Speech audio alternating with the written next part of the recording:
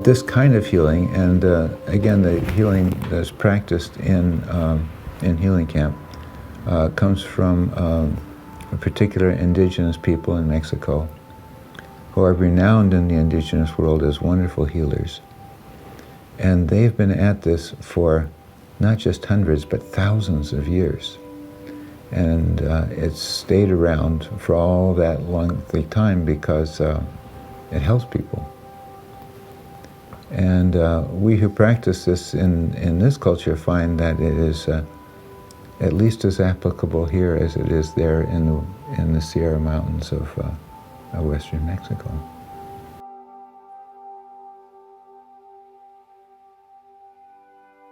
It was a few years back now that you attended a healing camp yourself. Yeah. So I'd like to know, first of all, what got you there, and also what stands out in your memory about what did that provide for you? I was experiencing migraines with a really high frequency. Back then it was, I think, 2 a week, minimum. In general, I do remember there was kind of a miraculous healing around these headaches that I was having. Towards the end of camp, I remember rushing into my treatment session, and you performed a healing that morning that just erased this headache right instantaneously. It was the damnedest thing, and for years afterwards, the headaches were practically non-existent. So I received a lot of benefit from healing camp, but I would say that the physical stuff in some ways was sort of like the sideshow to what I really received during my time. That's an interesting thing that you said right there, because many people, especially when they're confronting strong pain or other physical symptoms, that seems to take up the whole panorama, so to speak. What other benefits, aside from help with your physical condition, did you receive? Yeah, there were a couple of things. Very early on in the healing camp, you gave me a sort of an assignment. And I can say that the essence of that assignment was to really go get in touch with my feelings. But you said it in a way that invited me to really meet them, to really own my feelings. I think I had all these rationalizations to sort of manage not getting close to my grief, not getting close to my anger. And just the way that you gave me that assignment was a real bridge for me to feel what I was feeling, and that was a really big gift. Later in the camp, it's very similar what I got from you, but rather than being like a bridge or an invitation, it was a real challenge. Oh. It was a very interesting conversation that you and I had. You explained to me your perspective that, in a sense, all of the difficulties that I was experiencing, particularly the pain that I was experiencing, was something that I was choosing to experience in preference to facing a particular fear. You explained that to me, and I got very angry with you.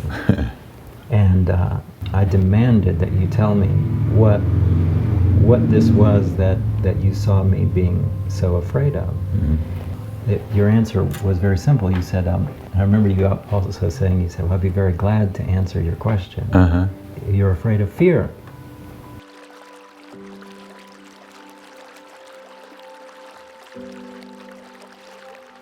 That was just an extremely provoking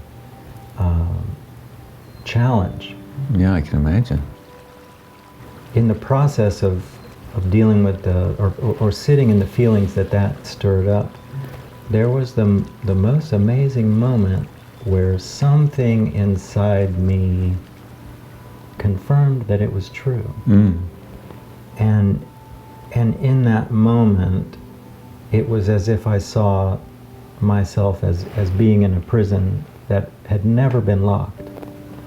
That my feelings of isolation or my feelings of being set aside from life, that this was something that I had kind of foolishly inflicted upon myself. Mm-hmm.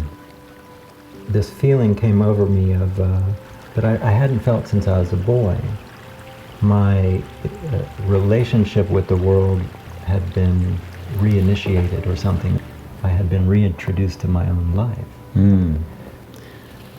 Yeah, you know, what you just said about, you know, the relief from the painful headaches and the other aspect of facing how in some ways you had a strategy of creating headaches to distract you from feeling some fear that you didn't want to feel. Yeah. So it's very well described, and it sort of points to something that is, I would say, quite different from other kinds of healing, perhaps, that are more common, in that many times the symptom, especially a strong feeling, a strong symptom like strong migraines and so forth, are often seen as the problem. And in what I'm going to call traditional medicine, of which ritual medicine, which is the medicine on offer in Healing Camp, is part of that. In traditional medicine, the symptom is not seen as the problem itself. It's something that's announcing an imbalance somewhere deeper in a person, so that the treatment tends to be directed at that underlying imbalance. There's a lot of advantages to working that way. One of them is that the relief of the symptoms, although very welcome, I'm sure, but that's not the whole picture.